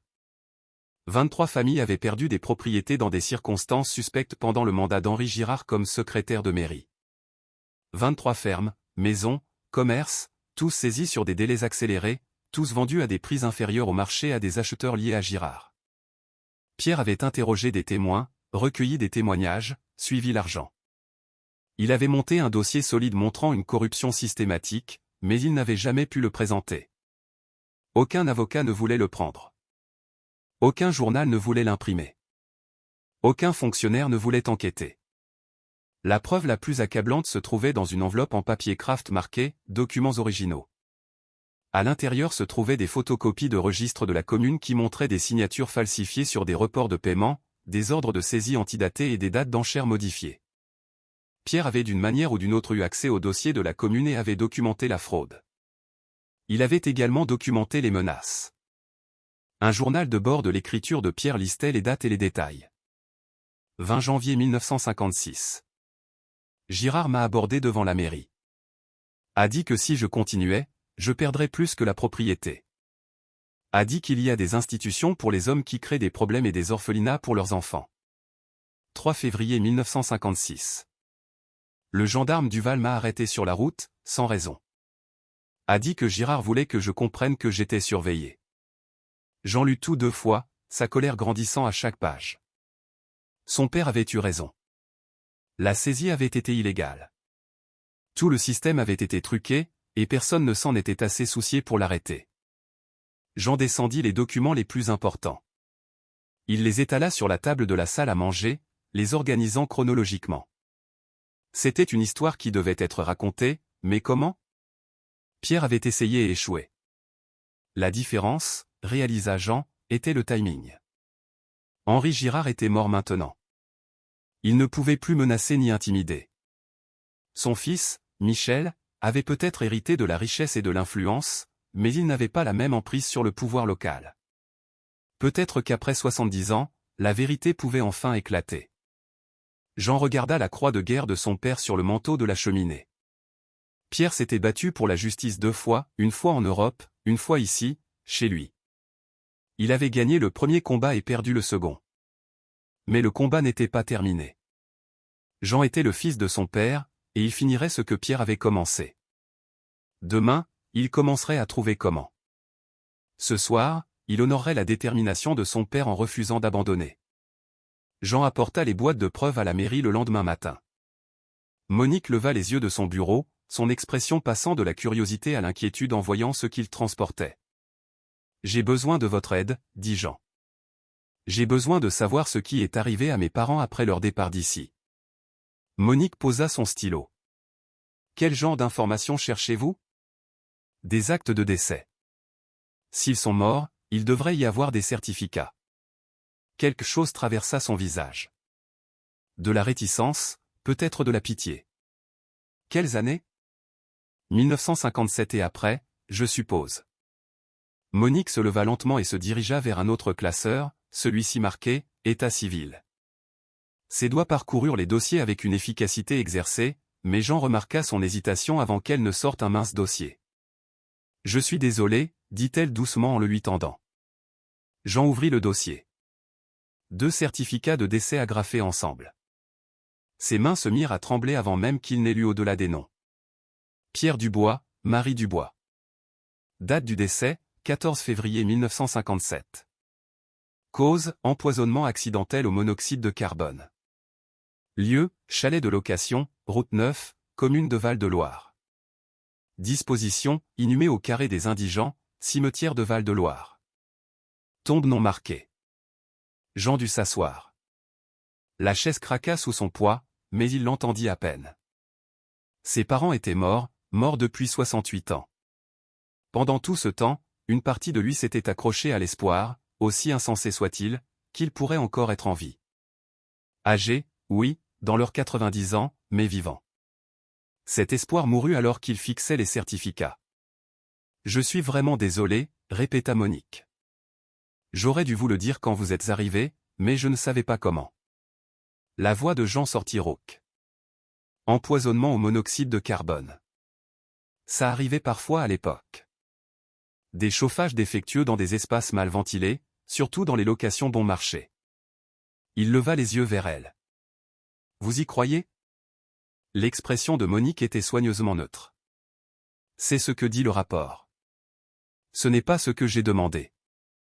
Elle hésita, puis se dirigea vers une autre armoire et sortit une boîte d'archives de journaux. Elle trouva rapidement ce qu'elle cherchait. Une coupure de presse de février 1957, jaunie et cassante. Un couple local meurt dans un tragique accident, titrait le journal. L'article était court, enterré en page 8. Il décrivait Pierre et Marie Dubois, anciens résidents, retrouvés décédés dans un chalet de location. Le monoxyde de carbone d'un chauffage défectueux était cité comme cause. Aucune enquête jugée nécessaire. Proches inconnus. Inhumation au carré des indigents de la commune. Jean remarqua la signature. Rédigée par Thomas Girard. Le beau-frère d'Henri Girard dirigeait le journal, dit doucement Monique. Il écrivait la plupart des articles locaux. Donc, le secrétaire de mairie, dont mon père documentait la corruption, a fait écrire l'article sur leur mort par un membre de sa famille. Je ne dis rien dans un sens ou dans l'autre. Je vous montre juste ce qu'il y a dans les archives publiques. Mais son ton disait tout. Elle avait des doutes, elle aussi. J'en relus l'article plus attentivement. Il est dit aucune enquête jugée nécessaire. Qui a pris cette décision? Le médecin légiste de l'époque était nommé par le conseil municipal. Le président du conseil en 1957 était. Laissez-moi deviner. Quelqu'un lié à Henri Girard. Monique hocha la tête. Jean se renversa sur sa chaise, les pièces du puzzle s'assemblant. Ses parents n'avaient pas seulement perdu leur maison et leur fils. Ils avaient été réduits au silence. Que ce soit par accident ou à dessein, ils étaient morts à un moment opportun, juste au moment où Pierre montait un dossier qui aurait pu exposer des décennies de corruption. Où se trouve ce carré des indigents? Demanda Jean. Au cimetière de Val-de-Loire, section nord. Pas de stèle. La commune a cessé de l'entretenir dans les années 70. Jean rassembla les certificats de décès et la coupure de presse. Merci pour votre honnêteté. Monsieur Dubois, dit Monique alors qu'il se tournait pour partir. J'avais 23 ans quand j'ai commencé à travailler ici. Henri Girard me faisait peur. Il faisait peur à tout le monde. J'ai vu des choses sur lesquelles j'aurais dû parler, et je ne l'ai pas fait. Je le regrette depuis 45 ans. Vous aidez maintenant. C'est trop tard pour vos parents, mais pas trop tard pour la vérité. Jean se rendit au cimetière de Val-de-Loire. Il se trouvait sur une colline surplombant la ville, entouré d'une clôture en fer rouillé. Les sections entretenues contenaient des rangées bien ordonnées de pierres tombales, certaines datant des années 1800. Mais la section nord était envahie par la végétation, étouffée par les mauvaises herbes et les broussailles qui avaient poussé sans contrôle pendant des décennies. Il se fraya un chemin à travers les sous-bois jusqu'à ce qu'il trouve la zone qui devait être le carré des indigents. Aucune stèle, juste un sol inégal, là où la terre s'était affaissée sur les cercueils. Quelque part dans ce coin oublié, ses parents gisaient dans des tombes anonymes. Jean resta là longtemps, le vent de février lui transperçant le manteau. Il avait passé toute sa vie à penser qu'il l'avait abandonné. Maintenant, il savait qu'il s'était battu pour lui jusqu'à ce qu'il ne leur reste plus rien. Et puis ils étaient morts, seuls et sans personne pour les pleurer, enterrés comme des criminels ou des indigents. Je suis désolé, dit-il à voix haute au sol gelé. Je suis désolé de ne pas avoir su. Je suis désolé de ne pas avoir pu vous aider. Je suis désolé qu'il m'ait fallu 70 ans pour vous trouver. Sa voix se brisa sur les derniers mots. Il s'agenouilla dans la neige, pressant sa paume contre la terre. Mais je suis là maintenant, et je vais arranger les choses. Je vous le promets. Tout le monde saura ce qui s'est passé. Tout le monde saura que vous n'avez pas abandonné. Vous n'avez pas échoué. On vous a volé. Et puis on vous a réduit au silence. Mais votre histoire ne se terminera pas dans ce coin oublié. Je le jure. Il resta là jusqu'à ce que le froid devienne insupportable. Puis il retourna à la mairie. Monique leva les yeux quand il entra, ses yeux rouges comme si elle avait pleuré. J'ai besoin d'une dernière chose, dit Jean. Qu'est-il arrivé aux propriétés d'Henri Girard après sa mort? Elles sont passées à son fils, Michel Girard. C'est un promoteur maintenant. Il possède des centres commerciaux, des complexes d'appartements. L'un des hommes les plus riches de la région. Bâti sur ce que son père a volé. Monique ne discuta pas. Est-ce que Michel sait comment son père a acquis ses propriétés initiales? Je ne saurais le dire. Il n'avait que 10 ans en 1956. Mais il a passé toute sa vie à en bénéficier. Jean hocha lentement la tête. La colère qu'il ressentait se cristallisa en quelque chose de plus vif, de plus concentré. Il ne s'agissait plus seulement d'exposer Henri Girard. Il s'agissait de confronter un héritage de vol qui se poursuivait jusqu'à ce jour. Avez-vous les coordonnées de Michel Girard? Monsieur Dubois, je ne suis pas sûr que ce soit prudent. Je ne vais pas le menacer. Mais il doit savoir que quelqu'un se souvient. Quelqu'un sait ce que son père a fait. Monique nota une adresse et un numéro de téléphone. Son bureau est en ville, mais il a une maison ici, la plus grande de la rue Elm. Vous ne pouvez pas la manquer. Jean prit les informations et partit. Il retourna à sa maison avec une nouvelle clarté. Ce n'était plus une histoire de retrouver ses parents. C'était une histoire de justice pour les morts et de responsabilité pour les vivants. Son père avait essayé de se battre seul et avait échoué. Mais Jean ne serait pas seul. Il avait les preuves de Pierre, la coopération de Monique et le simple fait que le temps avait éliminé l'homme qui avait terrorisé tout le monde jusqu'au silence. La vérité pouvait éclater maintenant, et Jean s'assurerait qu'elle le ferait. Monique arriva chez Jean 2 jours plus tard, juste après le coucher du soleil. Il vit sa voiture remonter la longue allée, les phares fendant l'obscurité naissante. Elle frappa doucement, et quand Jean ouvrit la porte, elle semblait nerveuse. « Je ne devrais pas être ici, dit-elle. Mais je n'arrêtais pas de penser à vos parents. » Jean s'écarta pour la laisser entrer. La maison était plus chaude maintenant, le feu brûlant régulièrement. Il avait fait de réels progrès. Le rez-de-chaussée était propre, vivable. La photo de famille trônait sur le manteau de la cheminée à côté de la croix de guerre de Pierre. Monique les remarqua immédiatement. « Je me souviens d'eux, dit-elle doucement. Ils venaient ensemble à la mairie. Votre mère attendait sur le banc pendant que votre père essayait de parler à Girard. Elle avait toujours l'air si inquiète. Vous avez dit que vous aviez vu des choses à l'époque, des choses sur lesquelles vous auriez dû parler. » Elle hocha la tête. « Il y a autre chose.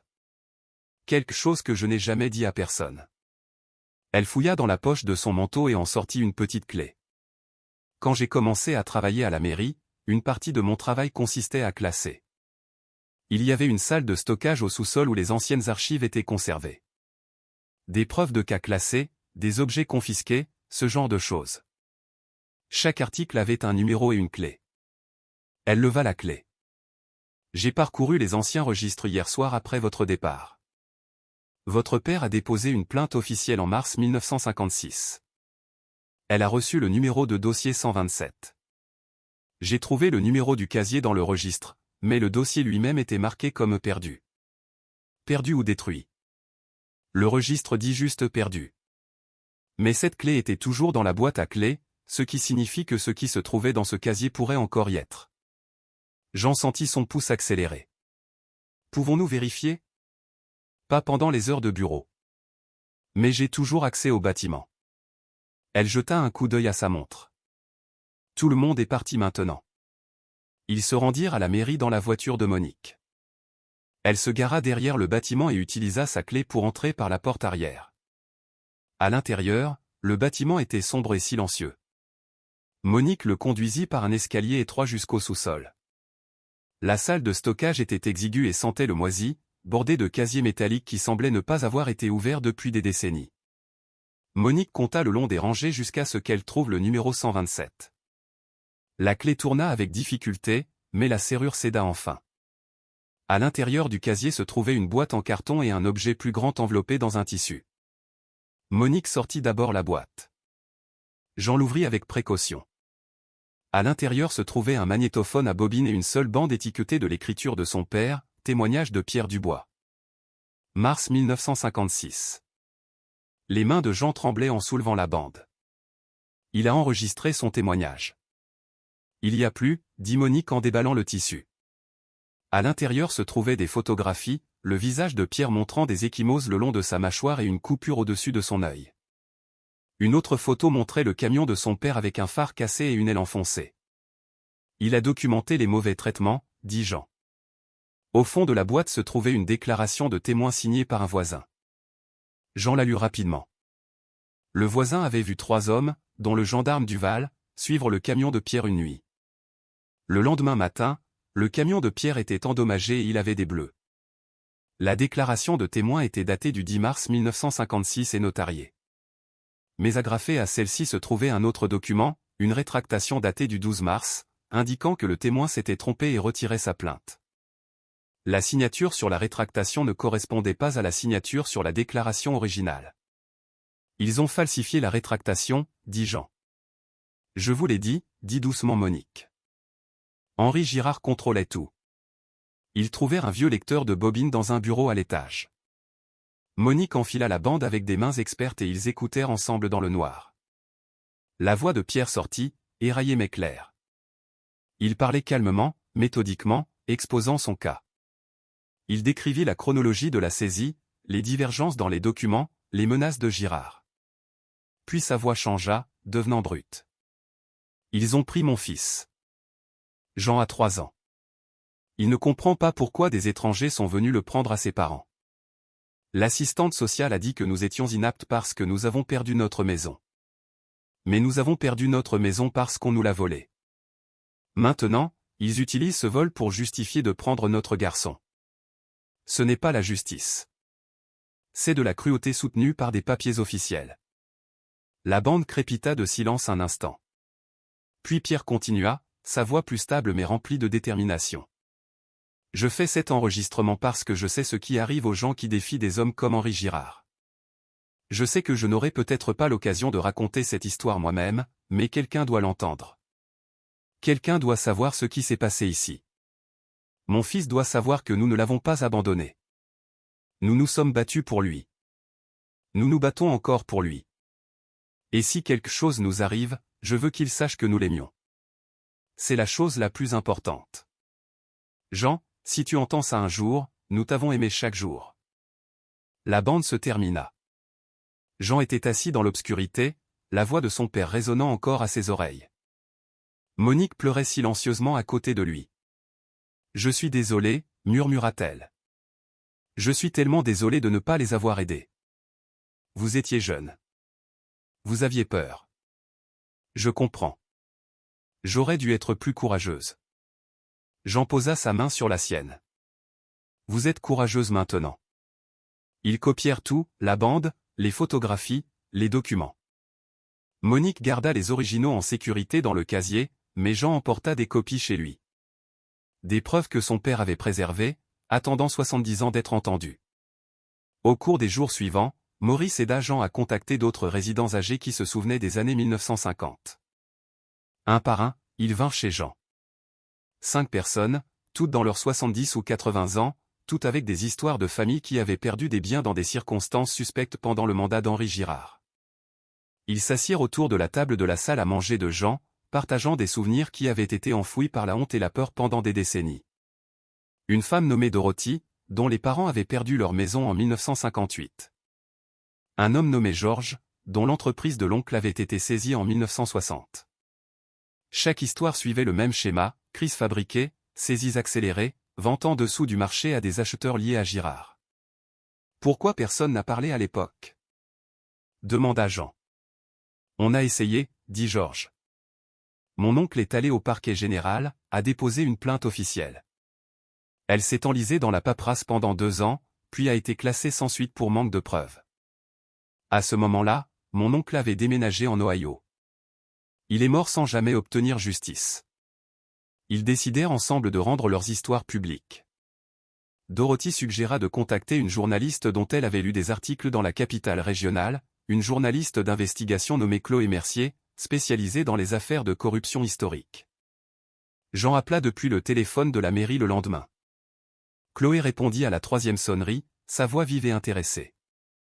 Quand Jean expliqua ce qu'il avait, elle dit « Je peux être là demain ». C'est exactement le genre d'histoire qui doit être racontée. Elle arriva l'après-midi suivant, une femme dans la quarantaine avec un enregistreur numérique et un carnet. Jean lui montra tout, les preuves de son père, la bande, les certificats de décès, les témoignages des autres familles. Elle écouta l'enregistrement de Pierre 2 fois, prenant des notes en continu. « C'est substantiel, dit-elle. Votre père a monté un dossier en béton. La question est de savoir si nous avons assez pour nous en prendre à Michel Girard. Sa fortune a été bâtie sur ce que son père a volé. Mais il était enfant à l'époque. Légalement, il n'est pas responsable des crimes de son père. Mais moralement, Chloé sourit sombrement. La morale est une autre histoire. Et c'est l'histoire que j'écris. L'article fut publié en ligne à minuit. Jean ne le vit que le matin quand Monique l'appela à la mairie. Elle l'avait imprimé et ils le lurent ensemble à son bureau. Vérités enfouies, comment un secrétaire de mairie a bâti une fortune sur des terres volées, titrait le journal. Chloé avait écrit avec précision et puissance, exposant les preuves méthodiquement. Le témoignage de Pierre formait l'épine dorsale de l'histoire. Les récits des autres familles fournissaient une corroboration. Elle avait inclus des photographies, le portrait de la famille Dubois, le visage contusionné de Pierre, des copies de documents falsifiés. L'article nommait clairement Henri Girard et retraçait comment ses vols initiaux avaient été transformés en avoirs valant maintenant des millions, tous contrôlés par son fils, Michel. Elle n'a pas mâché ses mots, dit Monique. À midi, le téléphone de Jean, la ligne de la mairie, sonnait constamment. D'autres familles appelaient avec des histoires similaires. Des journalistes de journaux régionaux demandaient des interviews. Quelqu'un du parquet général demandait des copies des preuves. À 14 heures, un coursier arriva avec une enveloppe juridique. À l'intérieur se trouvait une lettre de mise en demeure du cabinet d'avocats Girard et Associés, représentant Michel Girard. La lettre exigeait la rétractation immédiate de toutes les déclarations, des excuses publiques et menaçait d'une action en justice pour diffamation, calomnie et infliction intentionnelle de détresse émotionnelle. Elle déclarait qu'Henri Girard avait agi légalement dans le cadre de son autorité de secrétaire de mairie et que ces allégations nuisaient à la réputation et aux intérêts commerciaux de Michel Girard. Jean la lut 2 fois, puis la posa calmement. « Vous êtes inquiet » demanda Monique. « Non. Tout dans cet article est vrai et documenté. La vérité n'est pas de la diffamation. » À 16 heures, un avocat arriva à la maison. Costume cher, mallette en cuir, le genre d'homme qui facture à la minute. Jean le rencontra sur le porche. « Monsieur Dubois, je représente Michel Girard. Mon client est prêt à être généreux si vous coopérez. » Généreux? Comment? Un règlement financier. Assez pour vous mettre à l'aise. En échange, vous rétractez vos déclarations et signez un accord de non-divulgation. Combien? L'avocat nomma un chiffre qui aurait semblé impossible à Jean un mois auparavant. Assez pour vivre confortablement le reste de sa vie. Non, dit Jean. L'avocat cligna des yeux. Vous n'avez pas entendu l'offre complète. Je n'en ai pas besoin. Mes parents sont morts en se battant pour la vérité. Je ne la vendrai pas maintenant. Monsieur Dubois, vous êtes un homme âgé sans ressources. Une bataille juridique vous détruira financièrement et personnellement. Mon client a des ressources illimitées et toutes les raisons de se battre. Alors qu'il se batte. J'ai déjà été détruit une fois. J'ai survécu. Je survivrai encore. L'expression de l'avocat se durcit. Vous faites une erreur. Vous n'avez aucune idée de ce à quoi vous vous mesurez. Je sais exactement à quoi je me mesure. La même chose que mon père a affronté. La différence, c'est que le père de votre client n'est plus là pour menacer et intimider. Alors dites à M. Girard que je ne rétracte rien. La vérité demeure. L'avocat partit et Jean ressentit quelque chose qu'il n'avait pas ressenti depuis longtemps, de la fierté. Son père aurait été fier de ce moment. Chloé publia un article de suivi ce soir-là, se concentrant sur les menaces juridiques. L'histoire se propagea plus rapidement maintenant. Les médias sociaux s'en emparèrent, bien que Jean comprenne à peine ce que cela signifiait. Ce qu'il comprenait, c'est que l'opinion publique se tournait en sa faveur. Les commentaires affluèrent, exprimant leur indignation face aux tentatives de la famille Girard de faire taire la vérité. Le lendemain matin, Michel Girard lui-même arriva. Jean était dans le jardin en train de fendre du bois quand une Mercedes noire remonta l'allée. Un homme à la fin de la soixantaine en sortit, vêtu de vêtements décontractés mais chers. Son visage était crispé par une colère contenue. « Monsieur Dubois. Monsieur Girard. » Ils se firent face de part et d'autre du tas de bois. Michel regarda la maison, observant les réparations que Jean avait faites, la fumée s'élevant de la cheminée. « Mon père a bâti cette région, dit Michel. Il a pris des propriétés sans valeur à des gens qui ne pouvaient pas les entretenir et les a transformées en actifs productifs. Il a créé des emplois, développé des infrastructures, rendu cet endroit meilleur. Il a volé des familles désespérées et s'est enrichi en le faisant. Vos parents ne pouvaient pas garder leur ferme. C'est tragique, mais ce n'est pas du vol. Votre père a accéléré illégalement le calendrier de saisie. Il a acheté la propriété par le biais d'une société écran. Il a menacé mon père et l'a fait battre. Il a pris leur enfant pour les punir de leur résistance. Puis ils sont morts opportunément avant de pouvoir présenter leurs preuves. Ce n'est pas une tragédie. C'est de la corruption et peut-être un meurtre. La mâchoire de Michel se serra. Vous n'avez aucune preuve de meurtre. J'ai un timing suspect et un parent de votre père qui a écrit le seul article de presse. J'ai un dossier qui a été enterré et des preuves qui ont été cachées. Peut-être que vous ne saviez pas ce que votre père a fait. Mais vous avez bâti votre vie sur ce qu'il a volé. Cela vous rend responsable de réparer les torts. Je ne vous dois rien. Vous devez à mes parents. Vous devez à chaque famille que votre père a détruite. C'est inutile. Michel se retourna vers sa voiture, puis s'arrêta. Mes avocats vous écraseront au tribunal. Vous perdez votre temps et le peu de vie qu'il vous reste. Peut-être. Mais les gens connaissent la vérité maintenant. C'est ce que voulait mon père. C'est ce que je voulais. Tout le reste n'est que détail. Michel monta dans sa voiture et partit, les pneus crachant du gravier. Jean le regarda partir, puis retourna fendre du bois. Ses mains étaient stables. Ce soir-là, Monique passa avec des nouvelles. Le parquet général a ouvert une enquête officielle. Ils examinent toutes les saisies de propriété pendant le mandat d'Henri Girard. Vont-ils trouver quelque chose? Votre père a déjà fait le travail. Ils n'ont qu'à suivre ces documents.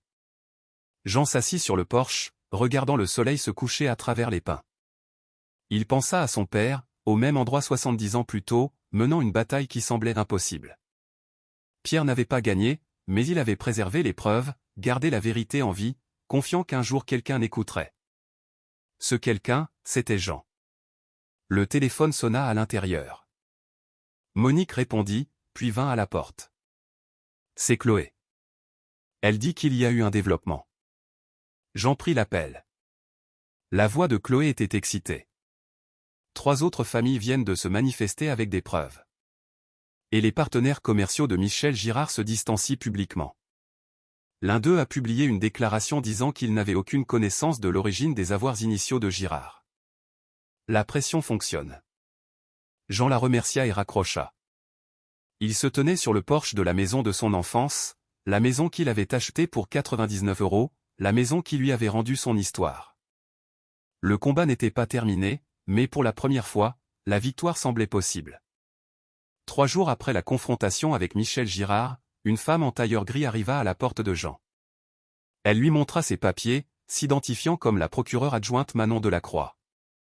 Puis-je entrer? Jean la conduisit à la table de la salle à manger où les preuves de son père étaient encore étalées.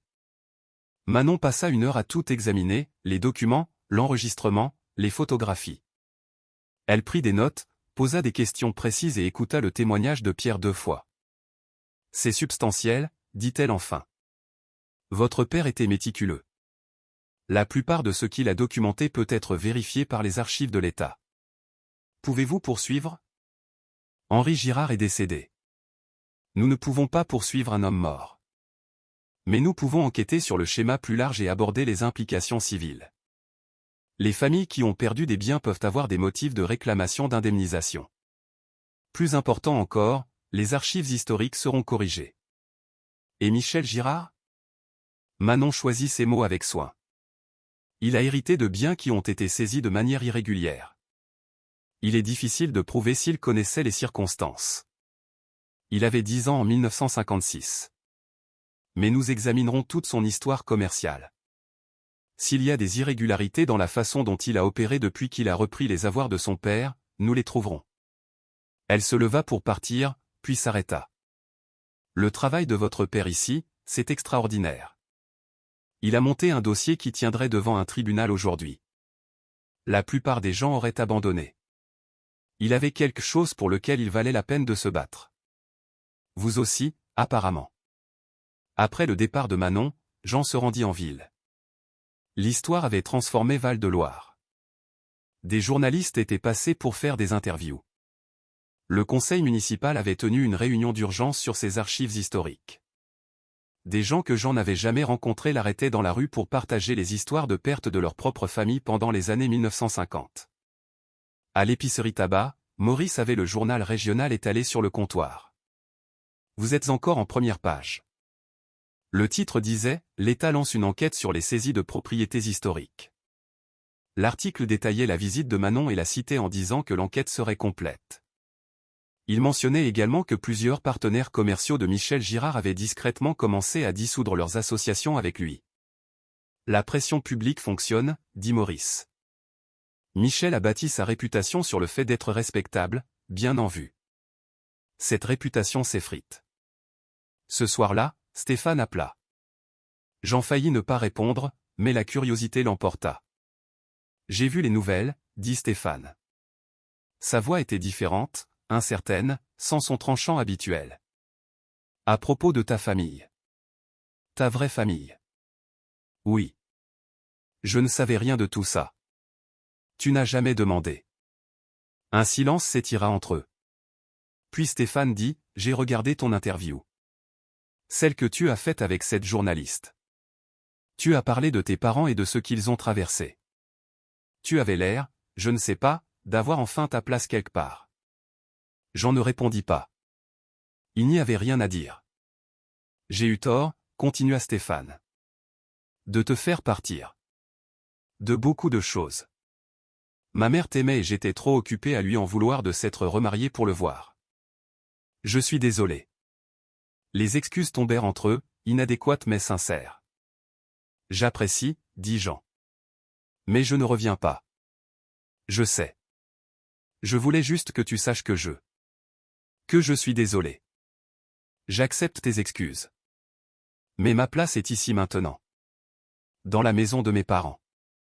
Après avoir raccroché, Jean s'assit près du feu, digérant la conversation. Les excuses de Stéphane n'effaçaient pas la blessure, mais elles fermaient un chapitre qui avait besoin d'être clos. Il pouvait maintenant laisser Stéphane partir sans amertume, juste comme quelqu'un à qui on fait un signe de la main depuis un train qui part, connecté autrefois mais allant dans des directions différentes. Le lendemain, il y eut une réunion publique. Non pas le conseil officiel, mais un rassemblement organisé par les citoyens qui se souvenaient des années 1950 ou avaient entendu des histoires familiales sur cette époque. Plus de 100 personnes s'entassèrent dans la salle des fêtes. Jean se tenait à l'avant, mal à l'aise d'être le centre de l'attention, mais comprenant que c'était nécessaire. Il présenta les autres familles qui s'étaient manifestées, Dorothy, Georges et 3 autres qui étaient arrivés après l'article de Chloé. Chacun raconta son histoire. Chaque histoire suivait le même schéma de manipulation et de vol. Quand ils eurent fini, le père Antoine se leva. Je sers cette communauté depuis 70 ans. Je suis resté silencieux sur beaucoup de choses que je n'aurais pas dû. Mais ce moment appelle à la vérité. Nous savions tous que quelque chose n'allait pas à l'époque. Nous soupçonnions tous qu'Henri Girard était corrompu, mais nous avions peur ou nous nous convainquions que ce n'était pas nos affaires. Nous avons fait défaut à ces familles. Le moins que nous puissions faire maintenant est de reconnaître ce qui s'est passé et de veiller à ce qu'on s'en souvienne. Quelqu'un demanda un vote sur l'installation d'un mémorial sur la place du village, un monument listant les familles qui avaient perdu leurs biens pendant ces années. La motion fut adoptée à l'unanimité. Jean sentit quelque chose se détendre dans sa poitrine. C'était ce que son père avait voulu. Pas la vengeance, mais la reconnaissance. Non pas de détruire la famille Girard, mais de dire la vérité simplement et de la laisser se tenir à la lumière. Alors que les gens sortaient, un homme que Jean ne reconnut pas s'approcha de lui. Bien habillé, probablement au début de la soixantaine. Monsieur Dubois, je suis Warren Phillips. J'étais un partenaire commercial de Michel Girard. Était étant le mot-clé. Jean attendit. J'ai rompu tous mes liens commerciaux avec lui hier. Je ne connaissais pas l'histoire de son père, et je ne veux pas être associé à cet héritage. Mais je voulais que vous sachiez quelque chose. Michel va faire une déclaration. Quel genre de déclaration? Il va coopérer à l'enquête de l'État. Ses avocats lui ont dit de se battre, mais ses enfants l'ont convaincu du contraire. Ils ne veulent pas hériter d'un héritage entaché. Parfois, la génération suivante doit nettoyer les erreurs de ses parents. Warren tendit à Jean une carte de visite. Si vous avez besoin de quoi que ce soit, aide juridique, soutien financier, appelez-moi. Ce qui a été fait à votre famille était mal. Certains d'entre nous veulent aider à réparer les torts. Après le départ de Warren, Jean se tint sur les marches de la salle des fêtes, regardant la petite ville s'étendre devant lui. Un mois plus tôt, il était arrivé ici sans rien. Pas de famille, pas de maison, pas d'avenir. Maintenant, il se tenait au centre de quelque chose qui ressemblait à une communauté, à un but, à une justice qui se penchait lentement vers la vérité. Le combat n'était pas terminé. L'enquête prendrait du temps. Le mémorial prendrait de la planification. Mais le plus dur était fait. Le silence était rompu. L'histoire de ses parents n'était plus enterrée dans des coins oubliés et des tombes anonymes. Elle vivait maintenant dans la mémoire publique, là où elle devait être. Jean rentra chez lui dans la soirée froide de février, vers la maison qui avait été volée et récupérée, vers le feu qui brûlait dans l'âtre, vers la photo de famille sur le manteau de la cheminée. Vers la maison. Le printemps arriva lentement, faisant fondre la neige, révélant un sol qui n'avait pas vu le soleil depuis des mois. Jean se tenait dans le potager derrière la maison, retournant la terre que son père avait autrefois travaillée. La terre était riche et sombre, prête à être plantée. 3 mois s'étaient écoulés depuis qu'il avait acheté la maison pour 99 €. Pendant ce temps, tout avait changé. L'enquête de l'État avait confirmé ce que Pierre avait documenté 70 ans auparavant. 23 familles reçurent une reconnaissance officielle des torts et une modeste indemnisation d'un fonds que Michel Girard avait créé. Ce n'était pas assez pour réparer les dégâts, mais c'était une reconnaissance. C'était la justice, même tardive. Michel avait fait une déclaration publique, soigneusement formulée par des avocats, mais assez sincère. Il reconnaissait les actions de son père, exprimait ses regrets et s'engageait à faire amende honorable. Son empire commercial s'était considérablement contracté, les partenaires fuyant l'association entachée. J'en avais pas pitié de lui. Certains héritages exigent un prix. Le monument de la place du village fut dévoilé en avril. Un simple granit avec des lettres en bronze listant les 23 familles et les années où elles avaient perdu leurs biens. En haut, en lettres plus grandes, en mémoire de ceux qui ont tout perdu mais n'ont jamais perdu leur dignité. Pierre et Marie Dubois étaient les premiers noms inscrits. La cérémonie d'inauguration fut petite mais significative. Le père Antoine mena une prière. Dorothy lut un poème que sa mère avait écrit des années auparavant sur la perte et la résilience. Jean se tenait silencieusement, les noms de ses parents maintenant gravés en permanence dans la pierre où tout le monde pouvait les voir. Après la cérémonie, Jean s'était rendu au cimetière de Val-de-Loire avec Maurice et Monique.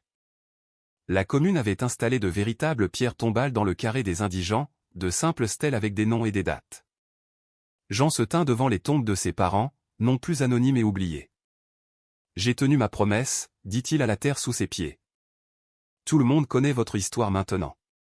Tout le monde sait que vous vous êtes battu. Vous n'avez pas échoué. Vous n'avez jamais échoué. Il y avait déposé des fleurs, des marguerites comme celles pressées dans la Bible familiale. Maintenant, dans son jardin, Jean plantait des tomates, des haricots et des poivrons. Les bocaux de sa mère étaient sur le comptoir de la cuisine, nettoyés et prêts pour la récolte de cette année. Il les remplirait avec les légumes qu'il avait cultivés dans le sol que ses parents avaient entretenu. Le cercle se refermerait. La maison était maintenant entièrement restaurée. Maurice et plusieurs autres habitants de la ville avaient aidé aux réparations que Jean ne pouvait pas gérer seul. De nouvelles tuiles sur le toit, des fenêtres remplacées, une peinture qui durerait encore une décennie. À l'intérieur, il l'avait meublé simplement, un mélange des meubles d'origine soigneusement restaurés et quelques nouvelles pièces. La photo de famille tenait toujours sa place sur le manteau de la cheminée à côté de la croix de guerre de Pierre. Jean avait ajouté un autre cadre, une copie de l'article de Chloé. Non par fierté, mais comme preuve que la vérité pouvait survivre, même enfouie pendant des décennies. L'alliance de Marguerite était dans une petite boîte sur sa commode. Il avait fait la paix avec cette partie de sa vie. Elle lui avait donné la stabilité quand il en avait le plus besoin. Il lui en serait toujours reconnaissant. Mais cette maison, cet endroit, était là où il appartenait vraiment. Pour son 73e anniversaire, Jean fit le gâteau aux fraises de sa mère en utilisant sa fiche de recette. Il n'était pas parfait. Le glaçage était grumeleux et les couches n'étaient pas tout à fait égales, mais il avait le goût du souvenir, de l'amour et du foyer. Maurice, Monique, Dorothy, Georges et le père Antoine vinrent pour une petite célébration. Ils chantèrent « Joyeux anniversaire » pendant que Jean fermait les yeux et faisait un vœu. « Faites qu'il sache que j'ai retrouvé mon chemin. » Quand il souffla les bougies, il fut certain que, d'une manière ou d'une autre, il le savait. La présence de ses parents remplissait cette maison, non pas comme des fantômes, mais comme des fondations. Tout ce qu'ils faisaient ici honorait leur mémoire. Le jardin, les réparations, le simple fait de vivre dans la maison qu'ils avaient construite avec amour. L'argent de l'indemnisation du fonds de l'État avait été modeste, mais Jean en utilisa une partie pour créer quelque chose d'important. Le fonds d'éducation Pierre et Marie Dubois fournirait des bourses d'études pour les enfants de l'aide sociale à l'enfance. De petites sommes, mais suffisantes pour aider avec les livres, les fournitures ou les frais d'inscription. Assez pour montrer à quelqu'un qu'il n'était pas oublié, que quelqu'un croyait en son avenir. C'était ce que ses parents auraient voulu, prendre leur douleur et la transformer en possibilité pour les autres. Alors que le soir tombait sur son anniversaire, Jean s'assit dans le fauteuil à bascule que son père avait construit, positionné sur le porche fraîchement réparé. Il ouvrit le journal de sa mère à la première page et recommença à lire, non plus avec chagrin maintenant, mais avec gratitude. Les mots étaient les mêmes, la joie d'attendre un enfant, l'espoir pour l'avenir, l'amour simple d'une jeune famille qui commençait. Mais Jean les entendait différemment maintenant. Non pas comme une preuve de perte, mais comme une preuve de connexion qui avait survécu à tout, même à la mort, même à des décennies de séparation. Il lut jusqu'à ce que l'obscurité rende les mots impossibles à voir. Puis il ferma doucement le journal et s'assit à regarder les étoiles apparaître au-dessus des pins. Quelque part dans la maison, le bois se tassa avec un craquement familier.